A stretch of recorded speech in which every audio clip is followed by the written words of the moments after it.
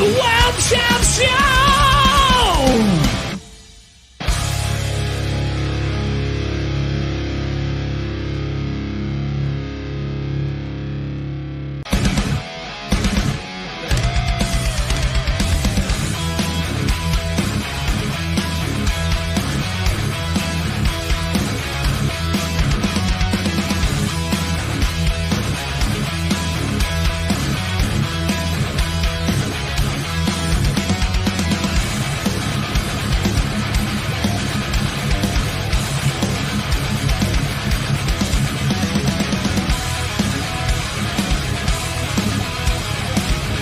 The Wild Child Show!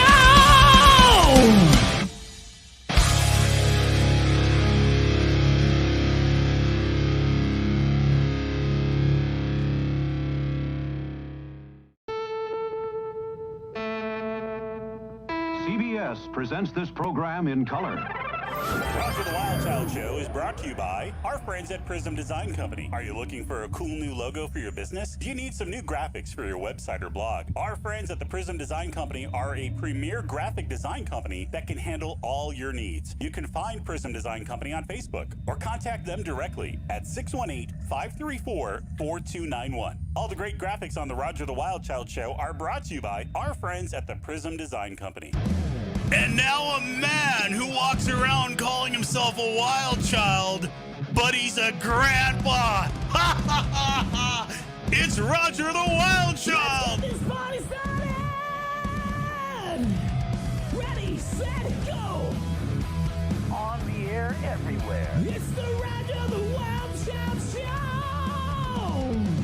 Hey guys, how are you doing today? It is Roger the Wild Child. We are live and in full effect. I got Jimmy Knight with me today.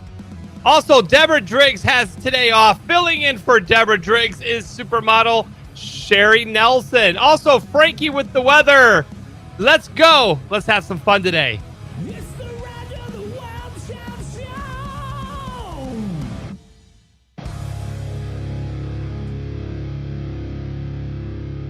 Hey guys, how you doing? Welcome to another stellar edition of the Roger the Wild Child Show. And Sherry, welcome to the show. Thank you. I'm happy to be back. I can't believe it. I'm no Deborah Driggs, but thank you for inviting me to sit in her seat. Hi, Sherry. Welcome to the show. Hi. So Sherry, you were traveling through Canada and you had gotten rerouted because there was a lot of fires up there. Yeah. So, Well, I was on your show a couple weeks ago, and remember, British Columbia was actually about 20 degrees warmer than Los Angeles. And we had a whole bunch of forest fires. I went home to the eastern part of British Columbia for my dad's birthday to surprise him. And I was on my way back to Vancouver Island, and they were shutting the highways down. So I turned around, I went east. I'm in Calgary, Alberta right now. Wow.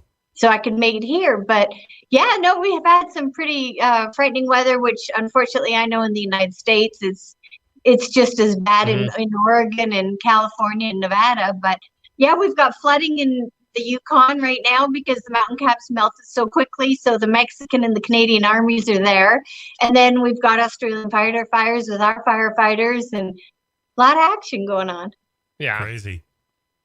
And Jimmy, how's your week been, buddy? Well, first of all, congratulations, Grandpa. Oh, yes. Beautiful rain. I have a beautiful granddaughter. Her name is Rain. Yay! And Oh, yes, cigars. right. So yeah, I'm. Give me 1 second here. I was gonna pull her picture up, but I'm trying to. He's doing too many things at once. I need a. You know what? I need a producer for this show. I need somebody to be able to run all the technical ends. Hey, wait a second! Didn't we just hire somebody? Yeah, I think so. I think you have a producer starting very, very soon. Well, while you're looking for the picture, I will tell you about my weekend. Yes. Not the crazy weather that's going on up in Canada or out there on the West Coast, but yeah, Chicago was really pretty awful yesterday too. It was 95 degrees and like 100% humidity and just that type of weather where you walk outside and you just, when I was outside for probably a couple hours yesterday doing yard work and So I think I lost about 6 pounds yesterday. So I'm feeling really good about myself. And I haven't put them back on today. So, but yeah, the weather's just, it's really been a kind of weird summer weather-wise. It's just, maybe this is the norm, but it just does not feel like a typical summer. It's either been way too hot in the Midwest, way too cold. But I'd much rather take that than wildfires everywhere. So, there she is. Beautiful. Yes. My 4th granddaughter. Yes. Her name is Rain. I have to give you the ultimate. Wonderful. It's wonderful. Thank you. Yeah, she's beautiful. Congratulations there, wild child. Grandpa. I know. What can I say? How do you get away with calling yourself a child with 4 granddaughters? You know what? I'm a kid at heart. Okay. Okay. All right. So I think we're all kids at heart, and we all just have to, enjoy our life, enjoy the moment. I have 4 grandkids and still have dark hair. Very the good question. eternal child. It's a gift to be able to speak to anyone on their level. So I bet Grandpa's a magnet for happiness. Yeah, he's got a nice head of hair there. It's a dark color compared to my white hair at 49. Ugh. You just got to keep rocking it, Yeah, just for men. Uh-oh! What time is it? Uh-oh, here we go. We'll bet that you knew if skies will be cloudy or blue. Don't worry or fret, cause your best bet is our weatherman who has plenty to say to you. All right, here he is from the Great White North. It's Frankie McDonald. Hello, Frankie. I'm doing great, Silver. I got big news for you. Chris St. Clair is a retired. It's his last day with the Weather Network Canada. He's retiring today. That means Chris St. Clair will join your show. You have to contact him possible. And I'm doing great so far. Weather is pretty cool out in Sydney, Nova Scotia right now. There's going to be a major heat dome in Texas while Tokyo 2020 Olympics are going on. There's a tropical storm headed right for Tokyo that's going to bring a whole lot of rain and wind in Tokyo, Japan. That's going to disrupt the Olympics and athletes. I was thinking you were going to say, since he's retiring, there's an opening, and you were taking it. Yeah. I was waiting to say that here Frankie got a new job. I was going to be like, yeah. Go, Frankie. Like the Chris St. Clair, you can find him on Twitter. Today is his last day at the Weather Network. That means he could join your show. Oh, that's awesome. Well, we'll have to try to get him on one day. Nobody can replace you. Okay, Frankie, you've got the permanent weather spot here on the Roger the Wild Child show. And that means that Chris St. Clair could be a guest. Yeah. He could. Absolutely. So with the games getting disrupted, do you think they'll halt the games, or is it? They're probably possible halt the games. It's going to be 20 millimeters of rain with thunderstorms in Tokyo tomorrow.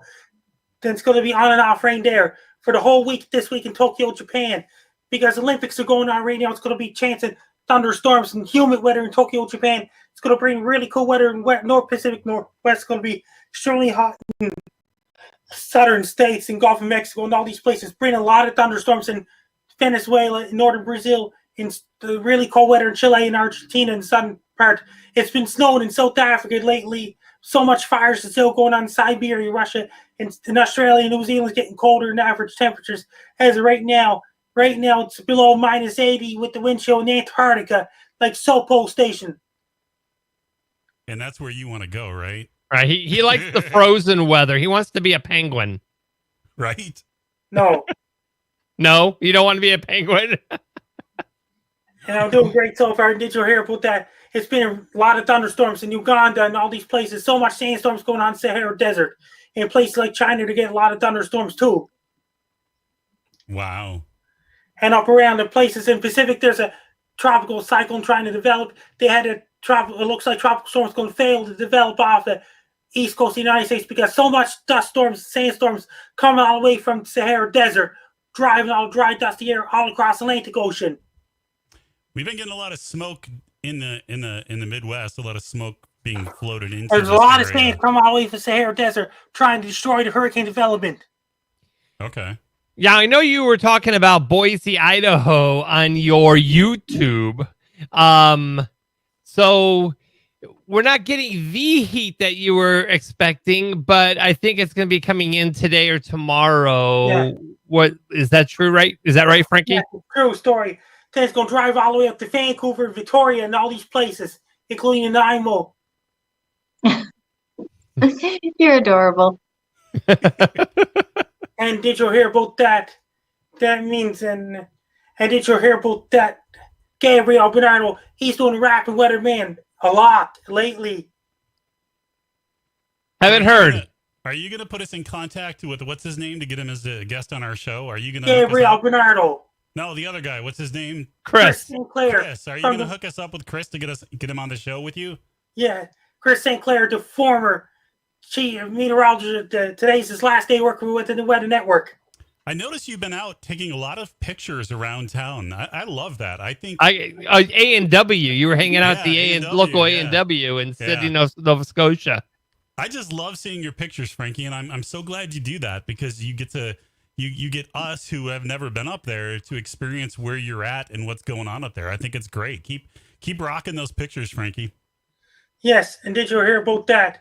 And then over in Uganda, that means that I heard that they're building a Pfizer COVID vaccine plant in South Africa to produce COVID-19 vaccines in South Africa for the entire Africa next year. Perfect. Next year? Well, why not this year? Yeah, it's gotta. Because the Africa is then that means Canada, the United States, and all those first world countries come first, and then developing countries come last. Yeah, well, we got to be shipping. That's what I got to say. Ship.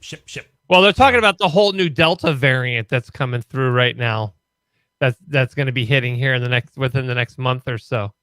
Sometime in the fall. Yeah, sometime in the fall. Frankie, are you watching the Olympics? Because the gentleman that's here today, he created the music for the NBC development of. He's the Olympic music man, and he's got an amazing song. He might have been in Atlanta 1996 Summer Olympics. Yep, you're right. You're right. Exactly right. What about Sydney 2000? I don't know about Sydney 2000. Was it Sydney? For the last 20 years, he's the man of the music. So. Oh wow! He was in Atlanta 1996. I believe so, but he's here. That means that you could get as a guest to probably get one of the athletes for the 1996 Summer Olympics. Ooh, yeah, Ooh, I don't. Yeah, that would be cool. That's up to Roger to get. Yeah, because I do all the bookings. Roger's the booking guy. All righty, thank you, Frankie. Best of luck. Yeah, I'm Frankie. You're listening to Roger Wildcard Podcast. Wildcard. Thanks, Frankie. You get Frankie's book on Amazon. It's called Be Prepared. It's a great read. Check it out. Frankie McDonald, ladies and gentlemen. We'll see you next week. Thanks, Frankie. For the athletes of the Tokyo 2020, be very careful and do your exercise and play a lot of sports. Try to win. Drink lots of water. And drink lots of water. That's awesome. It's motivational and he's out. Win out. Famous last words of Frankie McDonald. Frankie's so awesome. He's great. What a great guy. He is awesome. He's amazing. We got some speaking of amazing, we have some amazing guests today. Yeah. For starters, we have Randy Edelman. He is a composer, producer, and musician. He's also wrote soundtracks for 27 Dresses, The Last of the Mohicans, Kindergarten Cop. You know, I really like that show. Dragonheart, Twins, another great movie. My Cousin Vinny, The Mask, Beethoven, Dragon, The Bruce Lee Story, Mummy 3, Ghostbusters 2, and many, many more. Okay, so please, without further ado, let's welcome our guest. He is composer, singer, and songwriter, Randy Edelman. Randy! Hello! How you doing today, sir? I'm doing okay. Such an honor. Yeah. You've touched our lives over and over again. All our happy movies, you're the music. It is amazing how many movies you have been involved with that are like up there in my list of movies. And what was great is I went to your website, and I'm a vinyl geek, and I love that, like, right in the corner of your website, you're like, Ghostbusters 2 will be released on vinyl this year. And I'm just like, where? I got to go get it now. It was never out. I haven't seen it on. Yeah, I haven't No, seen no, it no, yet. no. My score, which is an big orchestral score, long story, was never released. So it's just coming out. I mean, Sony. Why do you think that was? I'm 25 years later. Why? Well, I wonder. Okay, you want to hear the quick story? Yes, please. Okay, all right. Well, these things are so they made the first Ghostbusters. I wasn't around. I wasn't scoring films or anything. First of all, it was 5 or 6 years later, because whenever they make these pictures that are really successful and they want to make a sequel, everybody wants too much money. So it always takes a long time. And in most cases, they don't make it. So here's the deal. Let's say it took 5 or 6 years from the first one, when events happened, and it came around to me being involved with a director named Ivan Reitman, who had directed the first one. Was directing. I know that name very well. Okay, well, I do too. I did about okay, so here's the answer to your question, Sherry. You can imagine. You remember the first movie, which had a fantastic, brilliant score by the brilliant composer Elmer Bernstein, or Stein. But at the end, they dropped in that song, not taking anything away from Ray Parker Jr. So they dropped in the song, became a big hit. Well, you can imagine in those 5 or 6 years, and they were going to make a new Ghostbusters movie, how many R&B artists wrote the song. It wasn't going to be called Ghostbusters, but they wanted to write the Ghostbusters song. Well, and these weren't songs. They were, of course, at that time, the business had changed. They're finished records, to the nth degree. So let's say, I'd say seriously, and you name the artist, if they were in the ballpark, they wrote and recorded, finished. I'm talking about big rappers and big groups. So I'll say there were 50 songs, and that's not exaggeration. Wow. The movie, it was a tough thing. It was one of my first big scores, and a lot of pressure because the first picture had been so successful. But anyway, it came out great. And as in the first one, the music, the important music is the music surrounding these guys, the darkness, the supernatural quality. That's the music of Ghostbusters, the first and the second, the one Elmer did and the one I did. So in the end, let's say 95% of the music to the sequel, which had the same writers, directors, actors, was a huge hit. 95% of the music is mine. So you say, what happened to the 50 songs? Well, first of all, they obviously cut the 50 songs down to, let's say, the 8 best songs, okay?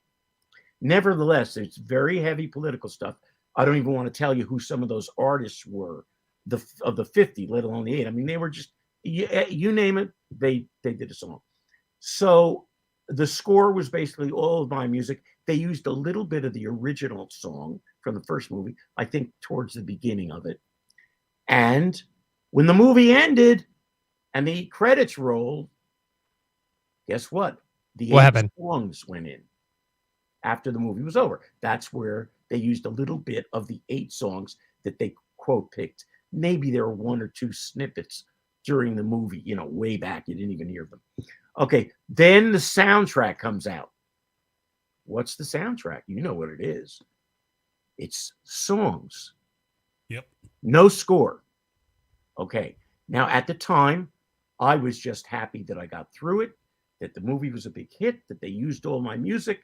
So I wasn't going to say, like now I may say, hey, what are you talking? There's no, like with Triple X, these kinds of things, the same sort of thing happened.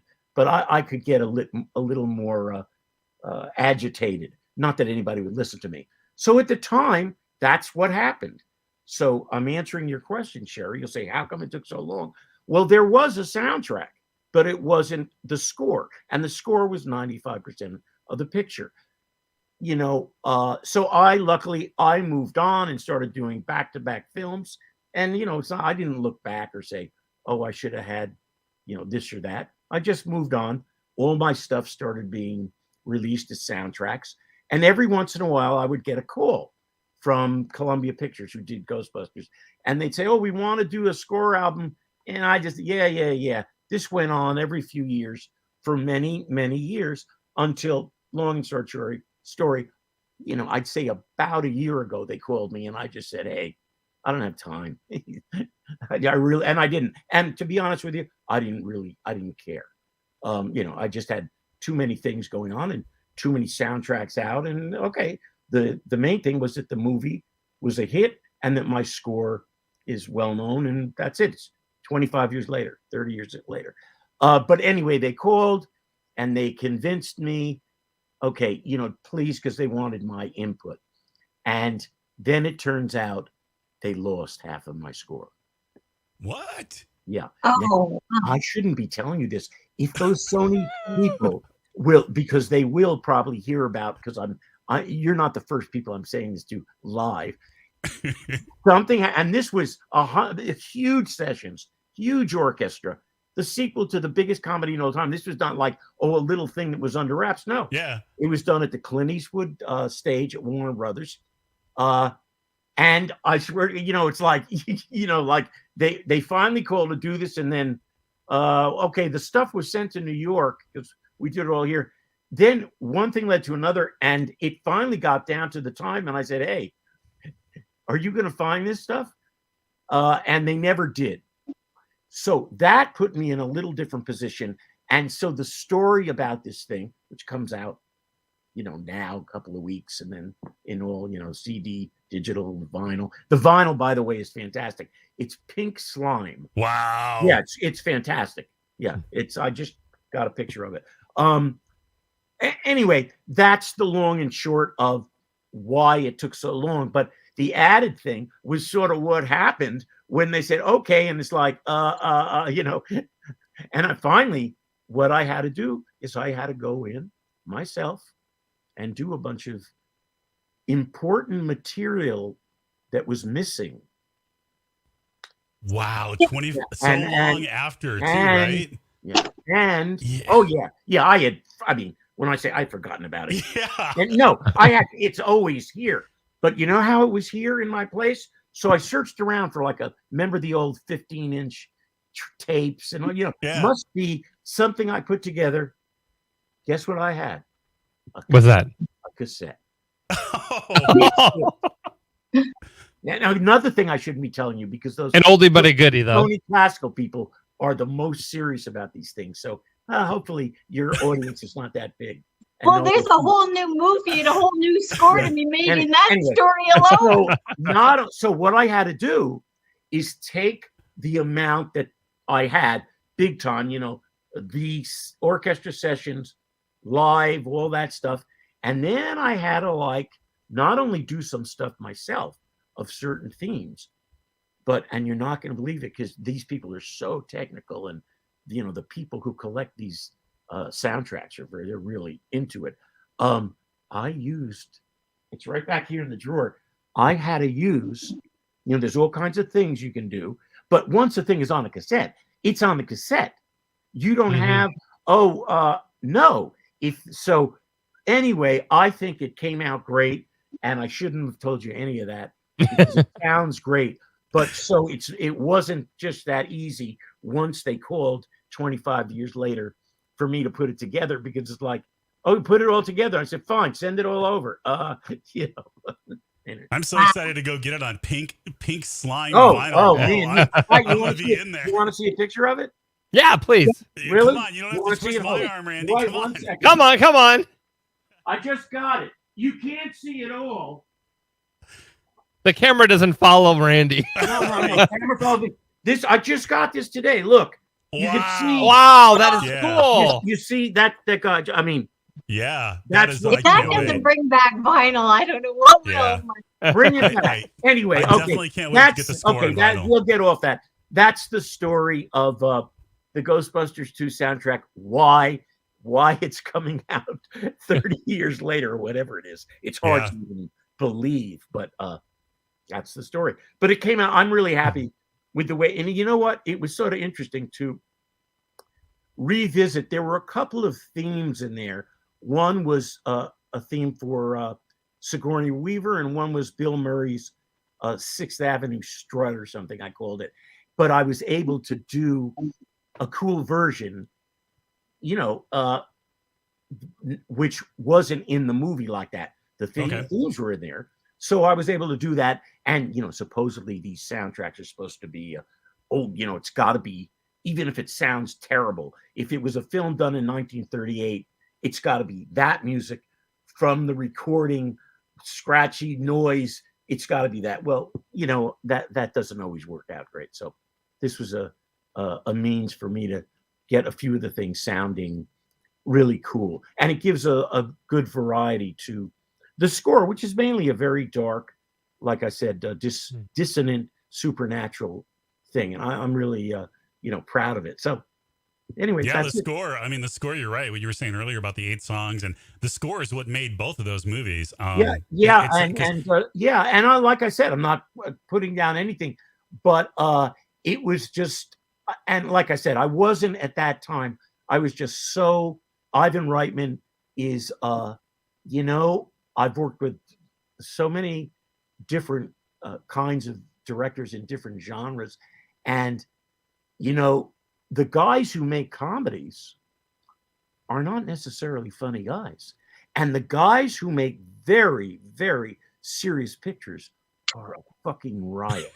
Really. I'm talking about the best director ever, Alan Parker, who unfortunately passed away recently, who did everything from Midnight Express and Fame to Pink Floyd The Wall and Mississippi Burning. I mean, every picture that he did, I would run out just before I met him and did a picture with him and see that movie. He was just a riot. Michael Mann on Mohicans. I mean, he's a tough guy. Everybody, when they just hear his name, the composers shaking their boots. I came in late on that, and we just had a blast. He would show up every day in his leather jacket on his motorcycle. It's Michael Mann, the Miami Vice guy. And we just burned, we had coffee, just 20,000 cups of coffee. And so anyway, you sort of find that out. Ivan is a more kind of serious-minded guy, But, when you think he produced Animal House and did Stripes and Meatballs and Ghostbusters and all these other things, you think you're going to meet him and it's a laugh a minute, It's like a laugh. Well, Randy, Randy, they were saying, when you listen to a soundtrack or a score of a movie, it could really elevate it. And you stepped in with New Line Cinema almost at its infancy, and I don't know if you're their good luck charm, but you, I believe, really pushed that to the forefront, that studio, with the many scores. That was just another odd set of events where you say odd, okay, I say no, odd. it's odd because I don't think I would say that I was responsible. However, I'll just pick 2 different things, and one was they had asked me, after I did all these comedies, big concept comedies, and the smaller ones like The Mask and My Cousin Vinny and Adam Sandler's first picture, Billy Madison. I mean, they were different kinds of comedies than the Ghostbusters, Kindergarten Cop, those things. They were kind of little cooler. And all of them, by the way, were not big hits at the beginning. They were all like classics now. They weren't when we did them. They were just, so what happened was I had to kind of, after I got going and was very happy to be doing this film work, which I did many, many, many years after I started when I was a kid in this business, doing not film scoring. I was a musician, a serious musician, but doing other things. Now that I kind of was here, being the, king of comedy, that's what I had to try to steer my ship. So I tried to do things, that were kind of dramatic, That's easier said than done, because, it's like you can't just say, oh, I've done all these comedies, and I want to do something serious. One of the things that came up was a big project for a guy named Ted Turner. It was called Gettysburg. And they wanted me to do that. Ted Turner had just started like a company that was going to make original stuff. At that time, it was hard enough for movie studios to make good original movies. What is this television? They're going to make television. Now, this was probably around the time maybe HBO made The Sopranos, and that stuff was starting. It was right around that time. So now Ted Turner has this thing, this company that had already made this big Civil War epic. They had shot it in talking about those kinds of things very quickly. And even though it was Ted Turner and all this stuff, it was still made for a very, very low budget, as far as making a big film about the Civil War. So they asked me to do it, and I said, there's like 8 hours of music.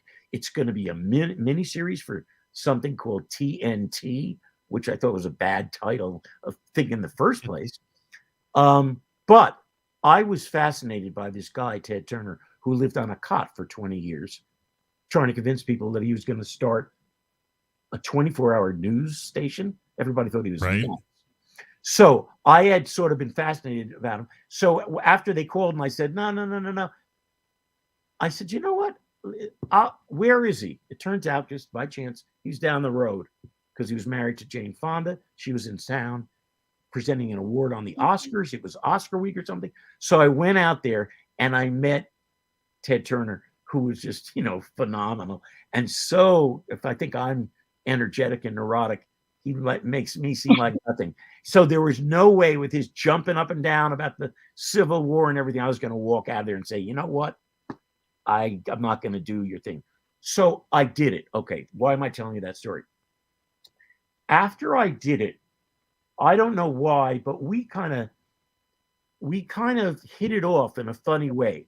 I went down to Atlanta, where CNN was, and I think we had a meeting.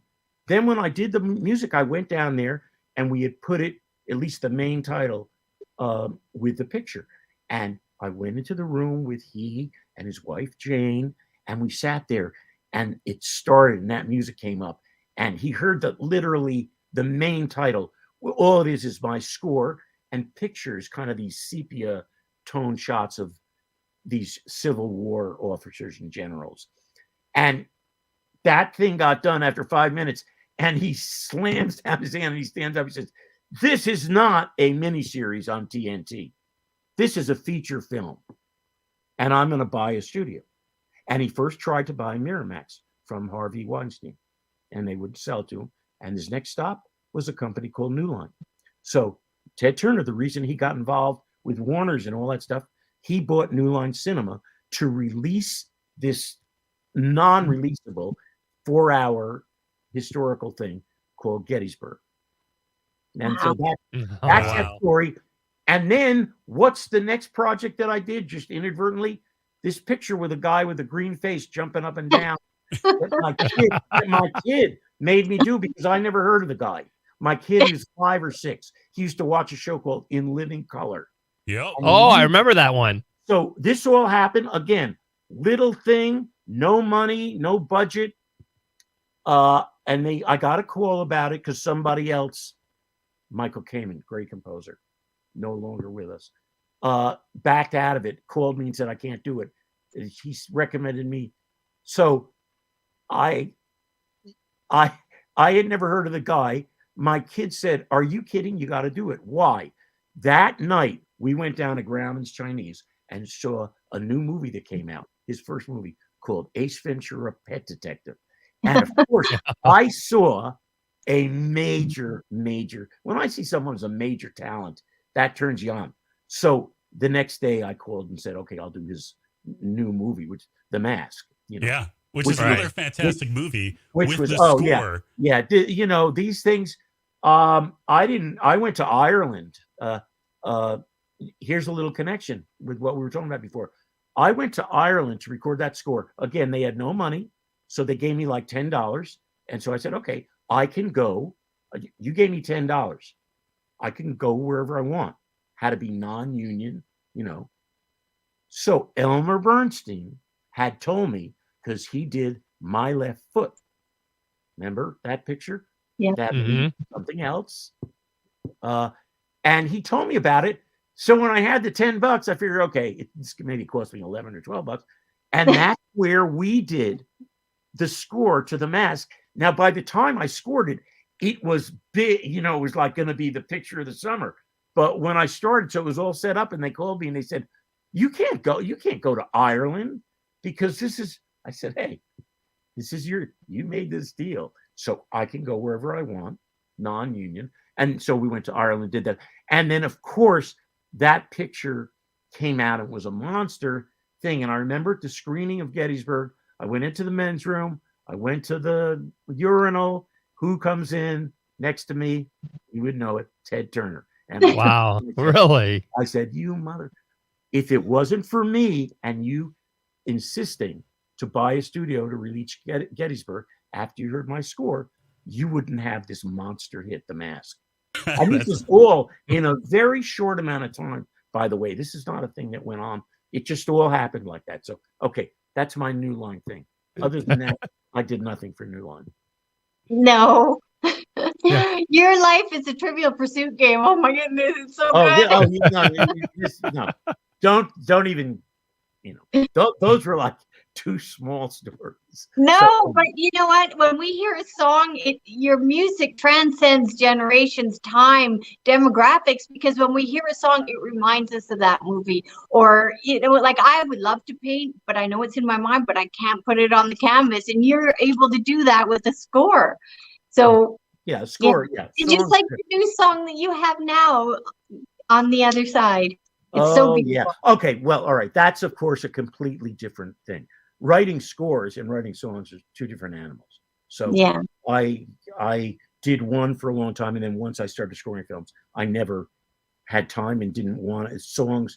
That's a different animal. However, now that you bring it up, when we were all locked up here last year, I wasn't really locked up, but I was, you know, doing some different things. I came up with this idea called it. The real title is Take Your Hat, Put Your Best Suit On. That's the title of the song. But it's called Coming Out the Other Side. Just like my song that was a hit for Barry Manilow, Weekend in New England, they wanted me to call it When Will I Hold You Again? Yeah, that's a boring title. So I called it Weekend in New England. They said I was nuts, but I stuck to my guns. So now and I wish you would play the record, but I know you're not, because the record is completely different than this. But I came up with kind of a kind of warm, it's beautiful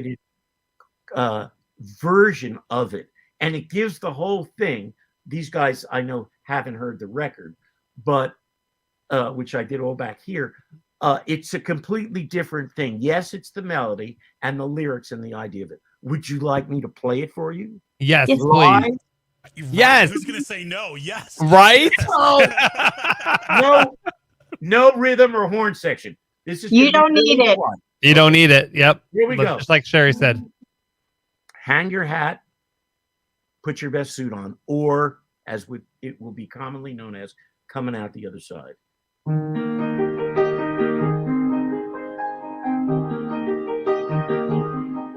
You wake up with a smile on your face. It's a day you can run from your place. You've been pushed from your place all year long, but today you can sing a new song. You've been pushed from your purpose in life, scared by the edge of a knife. Now it's time to fight back and go out. Time to see what this life's all about. And just take a good look all around you. Let your heart be filled with pride. Grab your hat, put your best suit on. You're coming out the other side.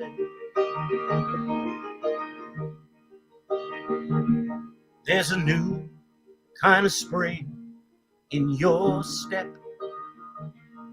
and a fresh attitude. You've got pep and a brand new smile's filling your face and a confidence that's your new base. So just take a good look all around you. Let your heart fill up with pride.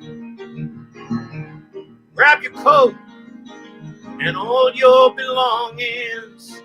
Hey, you're coming out the other side. Grab your hat, put that best suit on. You're coming out the other side.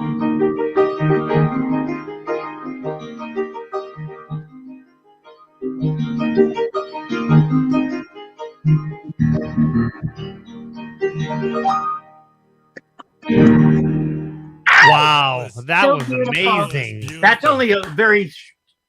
I cut it way down. Yeah, but that's beautiful. It's a different kind of thing. Thank you. But your lyrics can apply to anything. Like today. Yeah, it's not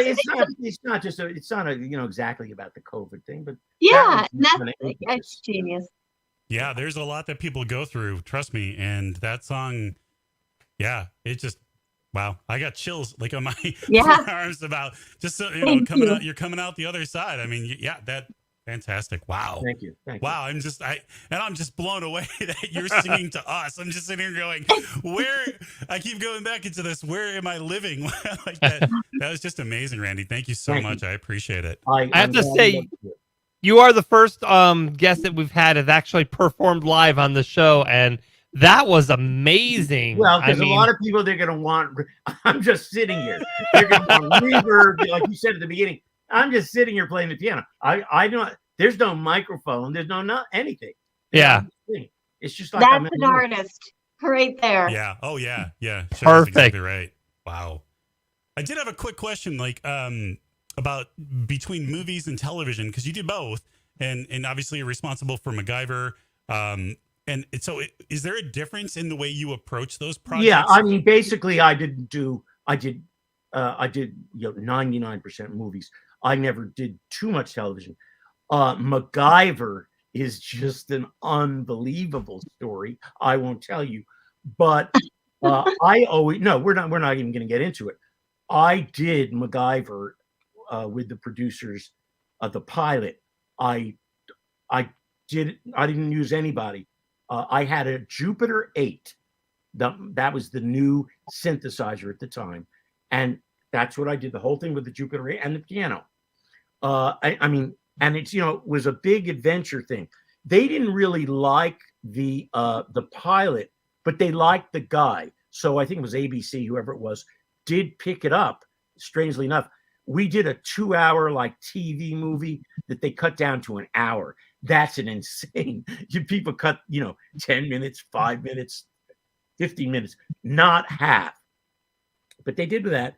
And I always, because I have this very serious kind of conservatory background, I play, I orchestrate, I don't use anybody. Well, if you're doing a TV show that has, 10 or 15 minutes of music in an hour, we're talking about an hour dramatic show where there's like 47 minutes of film and maybe 13 minutes of commercials. And you're writing 10 minutes of music, that's cool. You can handle that, whether it's something like Hill Street Blues, or I'm just giving examples of shows but MacGyver was different. You see, it needed to be saved in a way, because this stuff was shot, it needed wall-to-wall music. Well, I wasn't prepared to churn that kind of music out. And of course, I was very, I wouldn't listen to anybody, and I would take these like Dexedrine or whatever those pills, those diet pills. My wife used to give me to stay up, but there was no way, because what they wanted is they wanted it to be like Indiana Jones. Well, you can't. It's just music by the yard, and they were very critical. So in time, after I did a couple of the shows and I written the theme, I quit. I mean, I still had the theme, and I quit because I couldn't do it, and I refused to get a bunch of people with me directing them. I just wasn't. I didn't think of that. It's like if Beethoven wrote a symphony and called somebody else to orchestrate it. It didn't, it didn't seem right to me. But of course, I was wrong. That's how those things that have that amount of music are churned out by great people, by the way. It's not like you call anybody up walking down the street and say, I need you in the back room writing 5 minutes of music, So I left not thinking that the show just kept going for years and years. And I went back to it and in and out. But after I left it at the beginning, I said to myself, because I had done albums and songs before this for years, I said, you know what? I'm not cut out to write music for picture. I'm going to go back. And within like 3 years, I was the busiest film composer. You don't know. I mean, things work out. I mean, I literally left and said, I can't do that. I can't be under that kind of pressure. The good thing was, after I started doing like feature films, and they said, we have a very short schedule. It's 3 weeks. Well, they wanted this music in 3 days. Oh, wow. It was like, you can look at something and you can actually think for a minute. And so that experience for me on MacGyver was, you can't buy it, because I had been through something that when the other thing came up, it made it seem like anything would be palatable, on any movie, because it wouldn't be, it sounds funny, but it wouldn't be like MacGyver, But yeah, it's different. Television, films, you work with there's only one person, a director. Television, you're working with producers and a network and a studio. It's a different thing. And I didn't do it too much, but that was my biggest. Well, it's changed so much too, especially over the years with now these big budget TV shows that are just, like you said, wall to wall music, where back in the 60s and 70s, it was just some and then a scene. But it's, I mean, now the music is some of those important things on a television show that kind of brings you in. Like, could you imagine watching The Walking Dead without a great score? It would not bring you in as much as the score does, and the music is always what does that. Well, and they can do that because the music it's a different animal now. It's the technology. They're not using live orchestras for that's fine. It's like not a criticism, but the music can be created in a different way, So what's really cool though is that there's some great artists that actually covered some of your original songs, like Barry Manilow, the Carpenters, Willie Nelson, Olivia Newton-John. I mean, you've got some great people that covered a lot of your songs. It was interesting because I wasn't really people at the beginning. I mean, I was writing kind of personal stuff.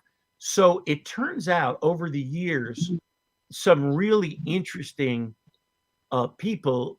You left out Nelly, who I had a number. You got a number one song with Nelly. Yeah, but it's obviously it's not like, oh, Nelly came to me and said, Randy Edelman, you're going to write my next big hit.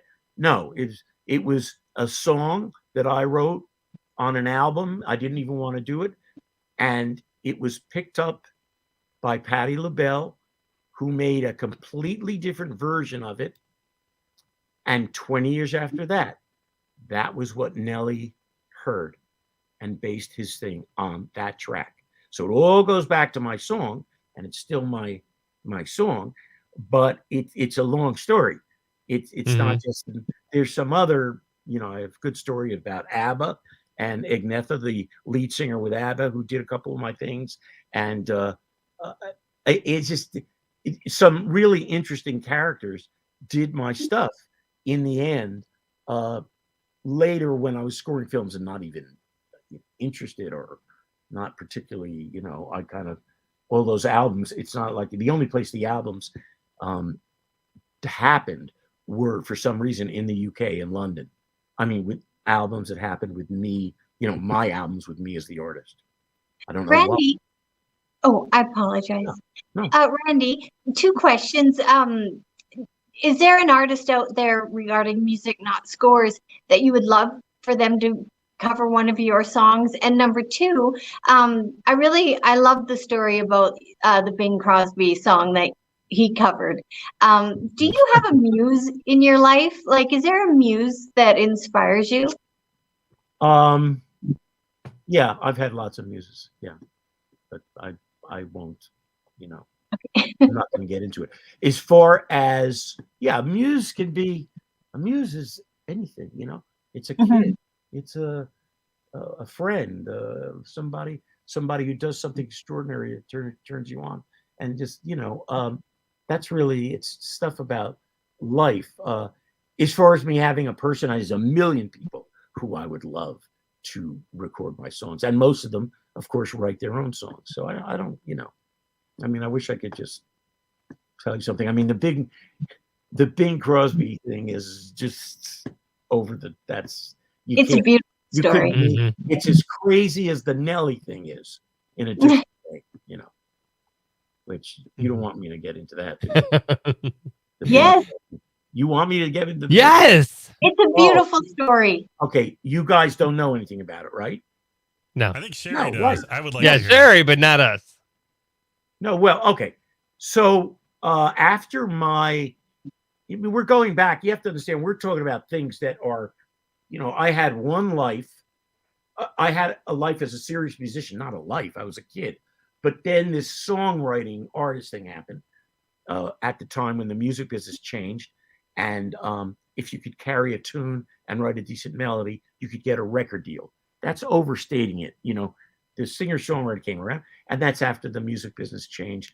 There was no longer a music publisher taking a song to a record producer at a label who had different people on the label signed to him, and that's how it went from the music publisher to the record producer to the artist. Okay, obviously everything changed, and the people selling 99% of the records, the big ones, were people that wrote and produced themselves. Doesn't matter if it's Bob Dylan or the Beatles or the Eagles or James Taylor.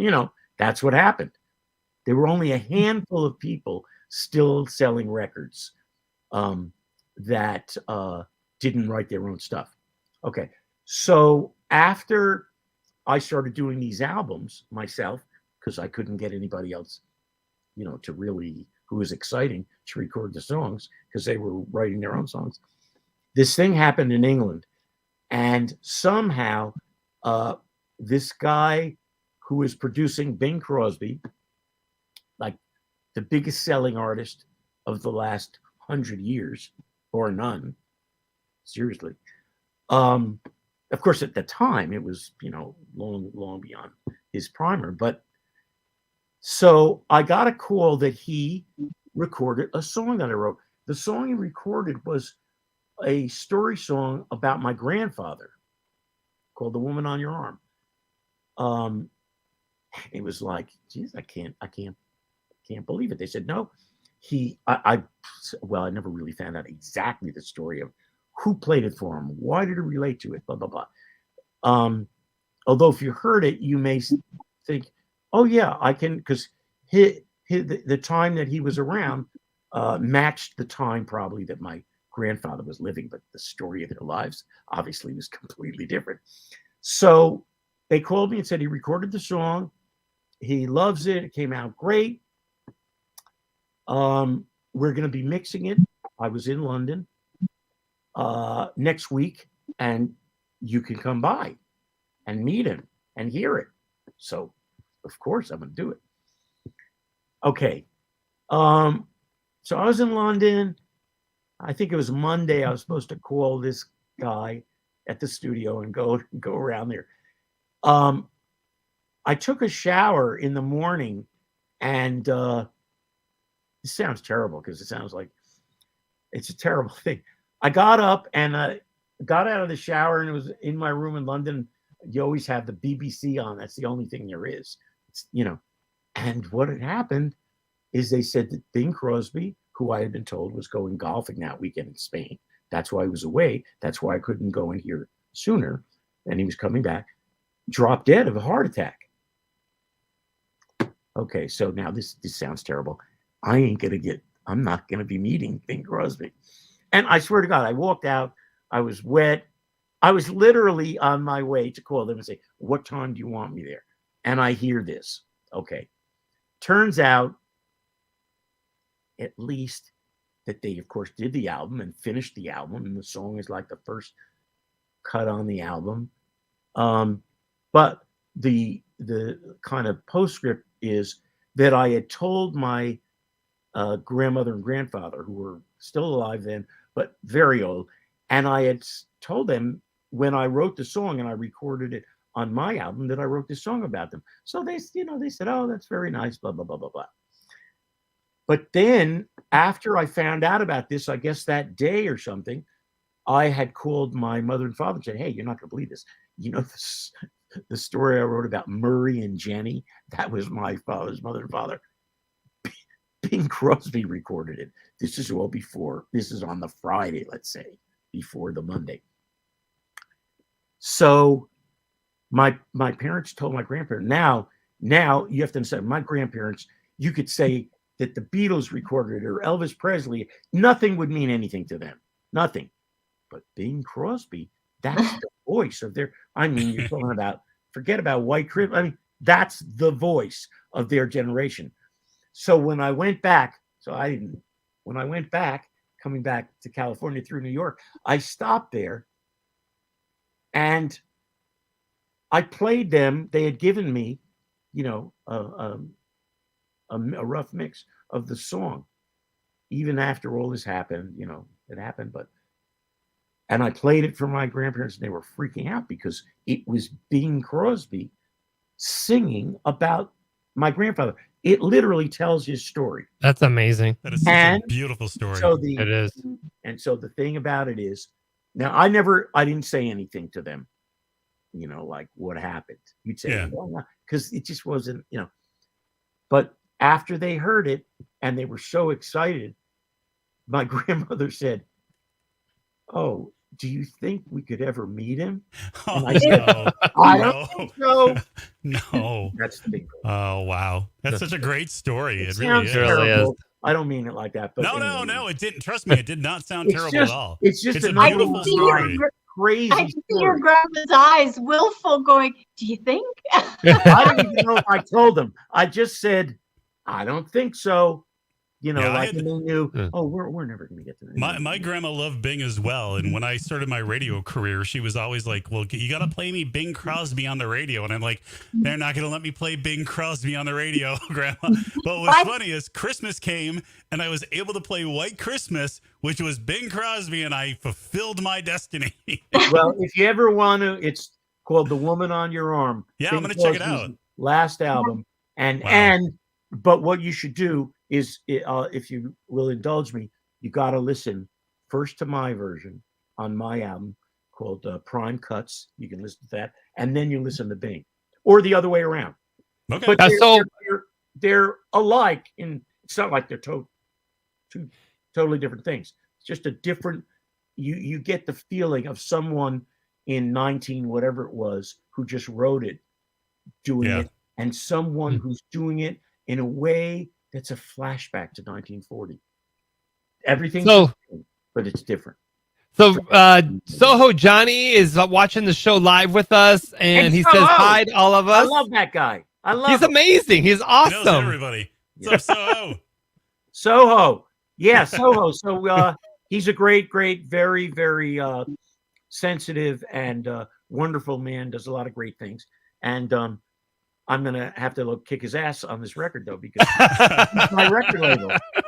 Yeah, Soho, get on it, baby. That's awesome. Soho Records. But, yeah. Randy Edelman, I do want to thank you for coming on the show. Yeah, it has been a gem just to have you here. An honor. Yes, it's been an honor. To talk with you. Thank you. Absolutely. Thank you. So, You're being here. Sherry, you were great. Much better than, I don't know who that other person is, but Ah, you're gonna do some really rock music because your newest muse is Eileen Shapiro. oh, well, No, Eileen. I talk to her every day, and ever since you two have connected, there's an extra little sparkle in her eye. We connected recently, and it's been all fireworks. Oh, she laughs so much more now. Yeah, fireworks is the word. So Yeah. Wow. thank you, because she's got an extra sparkle. Well, I can't wait Me, to get Eileen, your and score. Soho J. I can't wait to get Yeah. your score on pink slime vinyl. So Oh, I'm yeah. looking forward to it. Yeah. The vinyl comes out a little later. Okay. It comes out- Okay. I'll be there All getting right. it. Trust me. Thanks, guys. It was Thanks, great. Randy. Thank you, Randy. Appreciate it. Thank you. Wow. Amazing. Wow. It's just We another. can name that tune and all of Randy's songs in the backstory. Oh, I Wow. told you the Trivial Pursuit game. But Bing Crosby, Roger, he's your godfather in that part of the world in Idaho. Right? Exactly. Yeah. Oh my gosh. It was funny hearing him tell about the Bing Crosby thing because all I could hear was my grandma always saying that to me. Like, when you get famous on the radio, you got to play with Bing Crosby. And I'm like, they don't do that anymore. Wow, that was fantastic.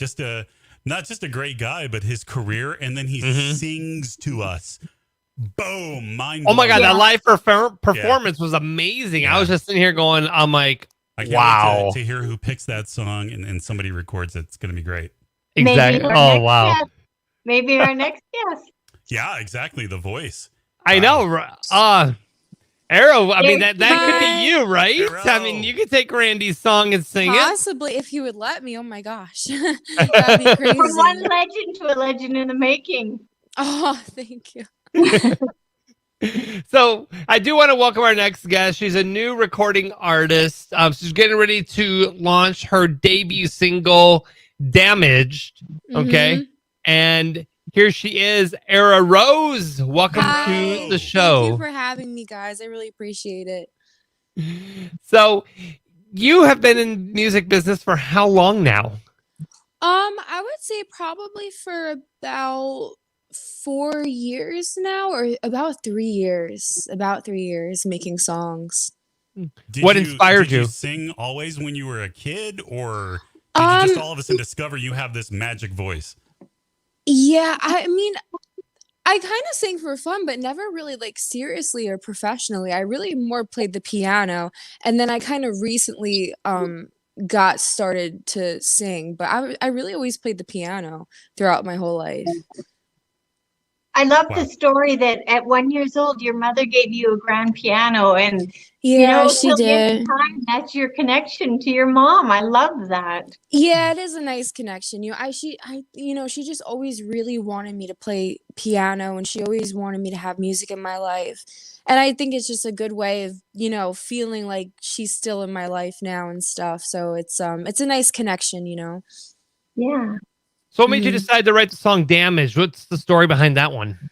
I just feel like it's something that a lot of people can relate on. I feel like damaged is a very universal thing. Everyone I feel like is somewhat damaged in their own way, or has gone through really tough times, or have dealt with really tough things. So, I just feel like damaged is a way to make kind of people feel less alone, and have people feel like, everyone feels damaged at some point in their life.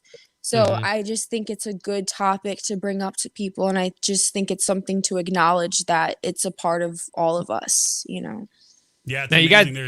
There's two songs now in the last 2 days that I've heard that kind of touched me emotionally in my current state, which was Randy's song that he just played for us about coming out on the other side, which you hope when you Yeah, it's are beautiful. having that damaged time in your life that you will come out the other side.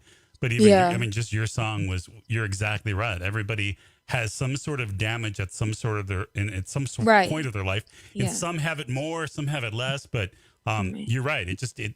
When I was listening to it last night, I was just like, wow, this is what I'm going through. Yeah, because it's something that people could, take any part of their life and relate to it, because it's damaged is different for everybody. So I just think it's a really special thing because I feel like music is the one really special thing that connects people and brings people together. And I think it's just a really beautiful thing when someone could relate to a song and really feel it and understand it. So I hope that it's a good message that people will relate to. So besides Damage, you're gonna have some new tracks that are gonna come out. Yeah. What kind of things are you singing about those other songs? So a lot. Speaking of, it's actually funny because I like to write a lot of my songs based on movies and like shows. I really like doing that. Yeah, so it's funny. And Randy would be perfect person Randy here. That's why I actually admire him so much because a lot of my inspiration I have gotten was from my favorite movies and my favorite TV shows. Like for instance, I have a song on the album called Tarrant, and it's based on Alice in Wonderland. It's based on the Mad Hatter, and that's his name, Tarrant. Yeah. And it's kind of like a little bit of more of a rock song, I guess. It has like a lot of like rock guitars, and it's pretty cool. It's a pretty cool song. But I took like aspects of the movie and quotes from the movie and put them into the lyrics and put them into the song. So I just think it's really cool. So that's where I get a lot of my inspiration from, is from movies I love or shows. So that's genius because everybody is continuously revamping classics. So for you to be ahead of the game, you're already hopefully on someone's speed dial. Yeah, I mean, I just love it. I really like taking a specific scene or a specific quote and kind of building around that. And I usually write all my music first on the piano. I like to compose it first on the piano, and then I'll add the lyrics to it. But that's kind of like the whole magic of it. So it's really helped me a lot in writing songs. I think it kind of brings the song to life a little bit because it has like a whole story. Like you're really telling a story through a song. So you really want to get every detail perfect and everything down. So, Aro, you have a connection with the amazing Jack O'Halloran. How did you two meet? I do. He's an amazing, amazing guy. I met him through a mutual friend, actually that lives in Ocean City. He introduced us about, I would say like 3 years ago, he introduced us, and Jack came to Ocean City. I performed a song for him, and it kind of just like took off from there. He's really been helping me. He's been guiding me through my career.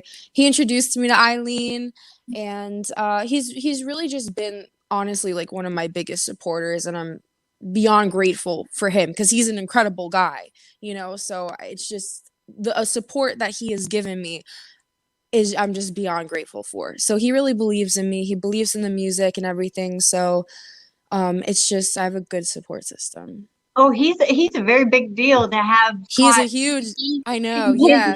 And okay, with that, he was phenomenal in Superman. Do you think maybe down the road there might be a remake for a Superman song for you? Wow. You never know. You never know. I know he's working on a few movie projects and stuff. Yeah. He's an interesting guy, and it's good to have him as a mentor because he's so knowledgeable and he's so intelligent and he knows so much about the business. So honestly, it's really tough when you're kind of going into something that's so new. You don't really know much about it. So like to have a mentor like Jack is just incredible because he's just been guiding me, and it's been really awesome just having him. Yeah, it's really good. And I saw some photos of you. You went to the Suwong gala, and you look super magnetic in those photos. Like there's everybody, but there's Aro. Thank you so much. No, it was honestly, I would have to say, one of the best nights of my entire life. I mean, just the experience of being around so many legendary people I was just honored to be there. Just to even be in their presence was just unbelievable.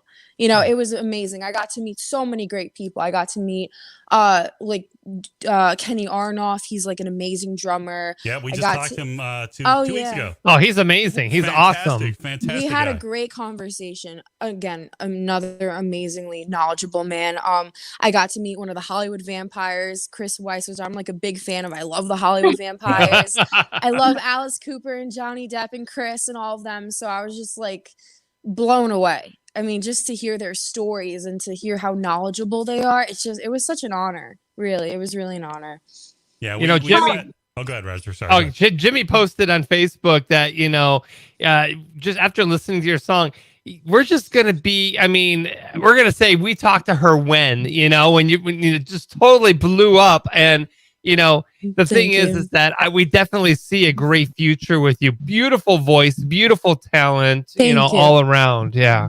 Thank you. I really appreciate it. I hope so. I hope, people get the message, and I hope the music touches them and they love the music, and I love it. I'm passionate about it. So it's just something I would love to share with the world. Quick question. You wrote the song and you sing the song?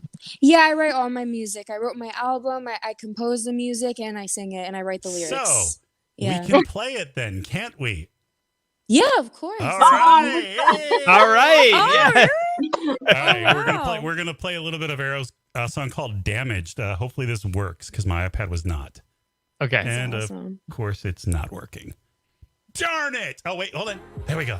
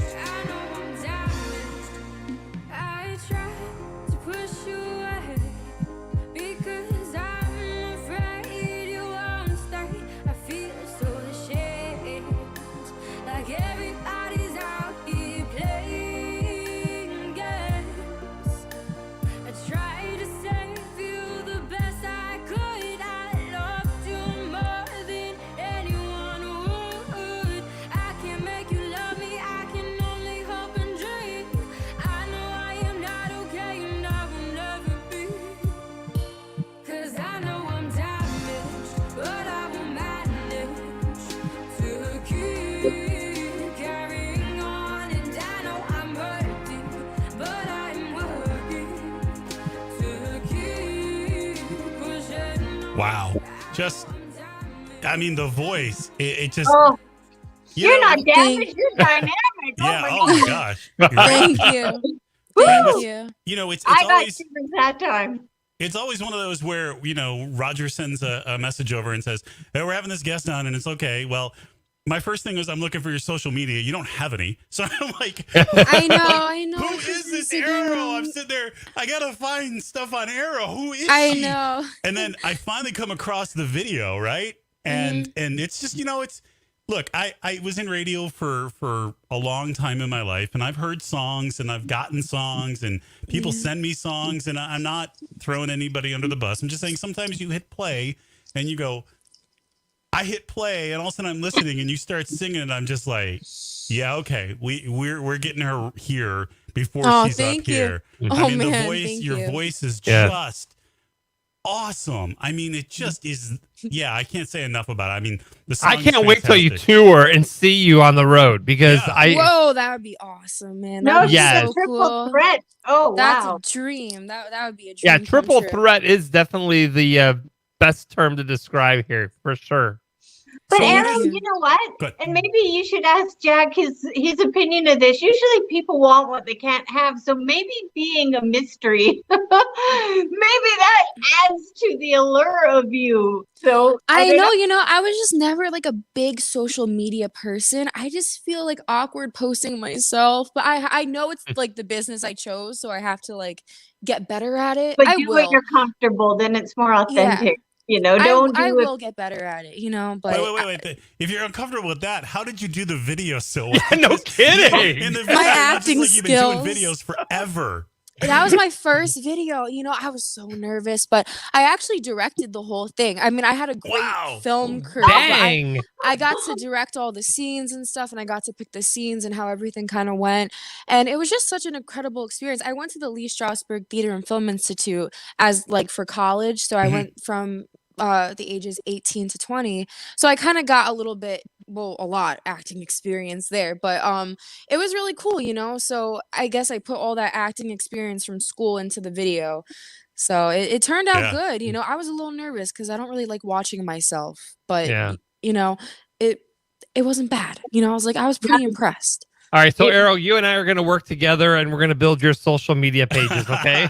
I have to get better at it, definitely. I will make an effort to do it. I guarantee you Aro's going to have people who do that for her in a couple of months. I guarantee Or right after they watch this episode, they're going to reach out to her and be like, we'll be your social media manager. Hello. I need a social media. I need people to like push me to post or tell me what to post because I never know what to post and I never know. But I know people like want to see content. I just don't really know what content to post. But I think once the song comes out and I start like, you know, have the video and everything and I have my website up, I think I'll get better at it. But awesome. When is the song being pushed for airplay? Man, I would like to say it's gonna be on all platforms the first week of August. Okay. I would like to say the first so week of August. about a week. Yeah, pretty much. Yeah, in about a week or so. But So yeah, enjoy that's this when- week. I know, I'm nervous. Your life's gonna change soon. I'm serious. Don't be nervous. It's a gift. Yeah, Thank you. Your voice is just so awesome, and it is a gift. Thank Sherry's you right. so much. I really Absolutely. appreciate it. Thank you. Did you cry in the video on cue, or did they have to put a No, little? I did that myself Wow, actually. good for you. Major talent. She can sing, she can write, she can direct, she can act, she can do everything. Hey, SohoJohnny, I think a star is born. Yeah. Man, I learned it all at Lee Strasberg. I had great teachers. I had great mentors at Strasberg. So it kind of just, I can cry on command, kind of. But, you know, I'm getting there. But, Wow. the acting, it's cool. I love acting. You know, it's another way of storytelling. And it's just fun. It's fun That's to a great do, thing you about know? Arrow is she's bringing back the hat. Yes, That too. I love I it. want to make like a line of hats. I want to We like somehow get into You should. fashion. Yes. Right? That's what I was thinking, you know, because people are telling me you got to have merch if the song takes off. Right. I'm like, I'm going to do hats. You Yes. should. I feel like other people don't do hats. So I want to see don't. people wearing these hats. So Hats by Arrow. yeah, Oh, I'm gonna she's make a hat. dangerous. She's a woman with a vision. Yes. I like Make it. a hat. Now she's an entrepreneur. I mean, Yeah. oh my gosh, the list goes on. I'm watching the keeps video going. the first time, hearing the song, then I'm hearing the voice, and I'm going, Psh. And then after a couple of times watching the video, I'm going, yeah, okay, well, I really love the hats. Everyone says that. The Arrow fan club. The hats Yeah. are popular. You know what? I'm like, I gotta have everyone wearing hats. Like, we gotta bring back the hats. It just has to happen. You make it work. So they are Thank you. definitely they work in the video. They work, and when you popped on, I'm like, she's got a hat on. Yeah. Yeah, you know, I guess it just kind of became my signature. I just see everyone liked the hat, so I kind of just stuck with it, you know? Yeah, I can't wait to hear more. And like you said, Thank you have more rockin' tunes, so I can't wait to hear some of those too. 'Cause- Yeah, it does. I have actually, the album is weird because it has kind of a few different genres. It kind of goes from pop to a little bit of rock, and then I have hip hop on my album too as Wow, well. okay. I have 2 rap songs on the album that I wrote. Oh wow, that's cool. Yeah, I don't rap it though. I have a rapper rap the verses, but I sing the chorus. But it's cool, you know. It's more of like a old school hip hop sound, kind of like a 90s rap. But you know, I think it's cool to bring back sometimes 90s and stuff like that because why not? You know, it's Right. different. Yeah. Oh yeah, we got DJ Jammin' Jimmy Knight here. He'll be happy to rap for you. Oh yeah, that's it. Yeah. Hey, I would love it. I would love it. I love I'm working on sitting here- hip hop records. I'm sitting here a little shaken because she said old school rap from the 90s, and I'm like, yeah, I'm thinking Sugar Hill Gang from the 80s and the 90s. Like, how about the 80s? Come on. And the 80s too. We gotta show the 80s some love. I love the 80s and the 90s, so I kind of want to try to bring that back a little bit, you know? Yeah, I welcome that because I also like that style compared to what's kind of going on now with it, where it's all kind of sounds the same. Where back in the day it was more fun and there were so many unique sounds in the rap music industry. Now it just all kind of just blends and I mean, Yeah, well, I like that mumble old rap school is sound. very big today, and the songs aren't like mumble or anything. It's like I said, kind of old school, I guess, like more Biggie style, I guess, type of rap. But you know, some people would say it's slow, but you know, I want to tell a story, and I want people to be able to really listen to the lyrics and be able to sing along or rap along, and you know, I'm just trying to get a story across. We're trying to tell a story. So I think that's kind of like the important idea I'd rather focus on more than like the whole mumble rap type of thing. I just want people to really hear the lyrics and be able to connect with them. So yeah, I think all of us can agree that we are looking forward to see your journey and where you're going to go. Don't forget us. Yeah, please don't. No, thank you so much for having me on. I really I can't when wait you to win have that your record back here up on the wall. Yeah, when you win that Grammy, you got to say thanks, Roger. Oh, of course. Yes. You guys have to have me back on the show. You. But absolutely. Aro, if you could collaborate with anyone and do a duet, who do you think you'd love to do it with? Oh, good question. Eminem. Wow. Eminem. Why? Like a He's honestly one of my favorite artists in the world. I just love him so much. I don't know. I just grew up listening to Eminem. I've been listening to him since I was like 12. And I love him because he just tells really real stories. You know what I mean? Like, I don't know. He's just very authentic in his music, and he's not afraid to say things, which I like. It could be a bad thing sometimes, but you know, I like but I mean, I just like how he, you know, really talks about his struggles and things that he's gone through in his life, and I think it's just an amazing, brave thing to do.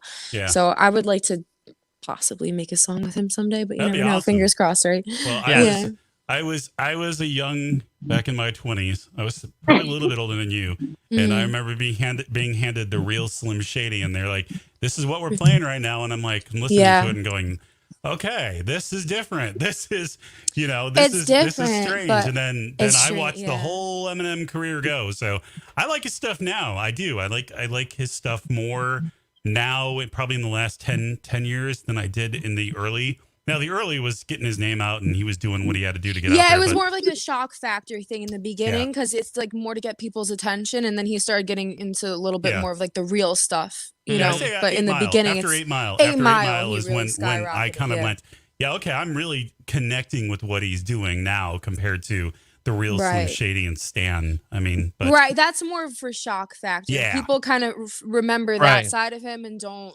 really look into a lot of more of his real songs, and you know, he talks about his collaborations are awesome. I mean, the one Rihanna, oh my gosh, Monster is Monster. a fantastic song, and so I would love to. I mean, wow, make that happen. That is one of my goals. Let's do it. I know, that is literally one of my biggest goals, to collaborate with Eminem. If I ever get the honor to do that, I would just die. It would be amazing. Yeah, well, I'm rooting for you. I hope me it too. happen. Thank you. All I right. hope so too. Aro Rose, pleasure having you on this show. Definitely, you, like I guys. said, we'll be following you, and can't wait to for your song "Damage" to be released on all platforms. Coming in the next week. Thank you. So awesome. We'll see. Great Thank you meeting guys you. so much. Congratulations. Thanks. It was nice meeting you guys too. You're beautiful. Thank you. Bye bye now. Thanks, Daryl. Wow. Oh my gosh. Humble and genuine, and just not, hey, I got this voice and I am who I am. Just a fantastic person right there. Wow. What a show. Roger, my goodness. Those two together. Holy. Oh, yeah. You've got a legend and you got a future legend. Okay. I'm all in one episode. You know, I'm going to be watching when she wins her Grammys and all of us going, thanks, Roger the Rod. Say it. I was going to say, make sure you say Roger the Wild Card Show. Wild Card.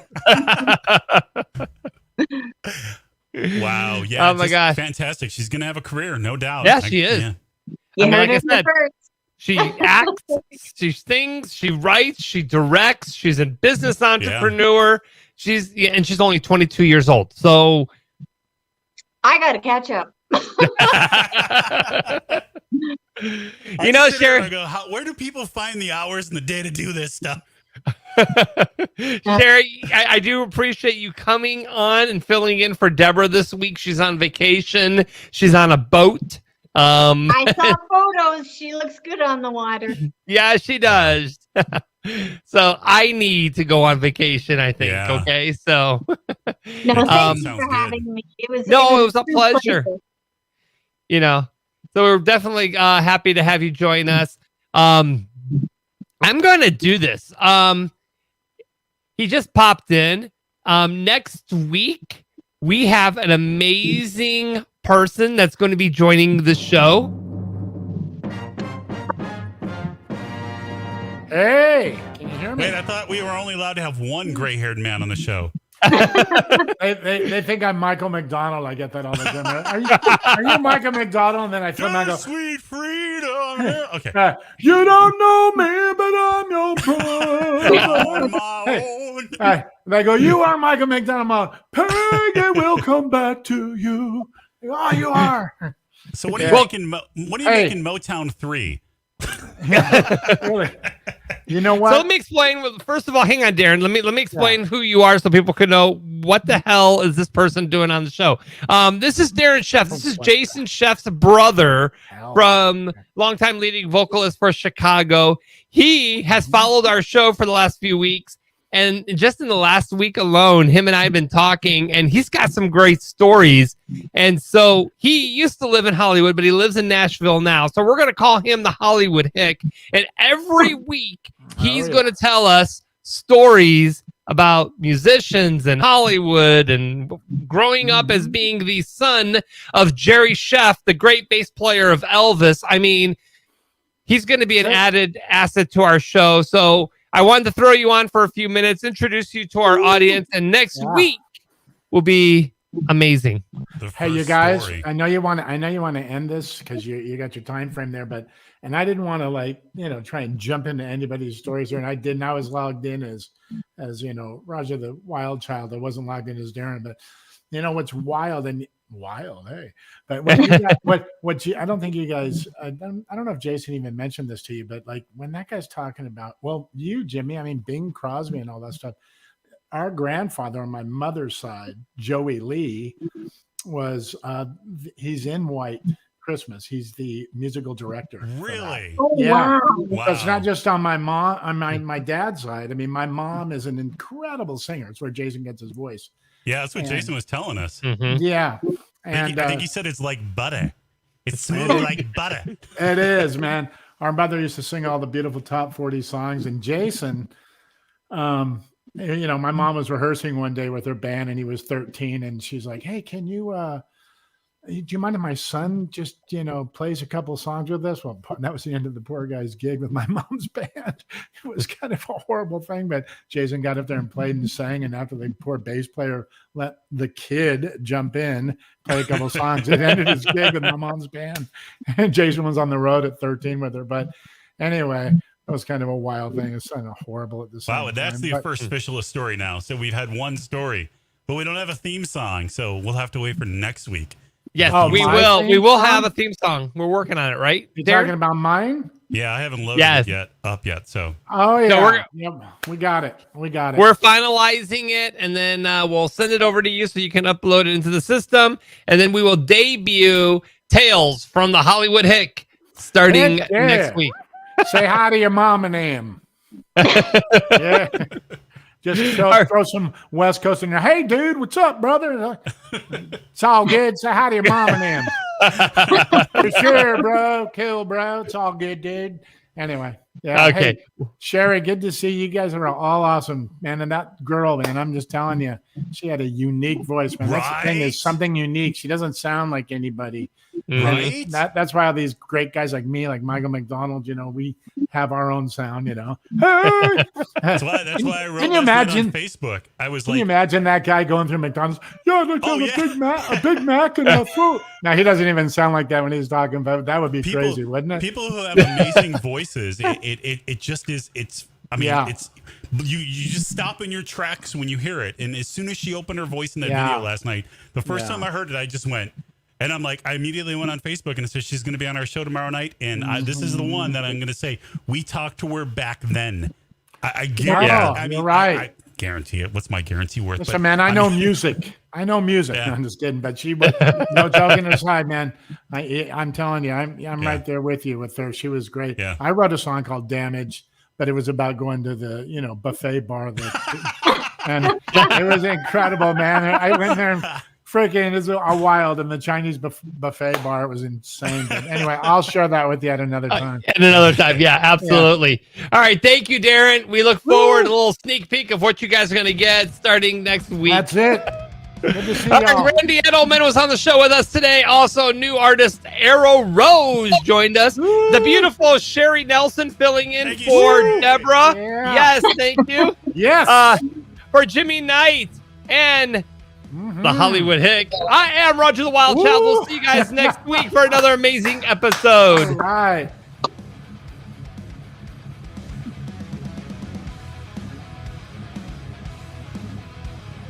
Roger the Wild Child Show.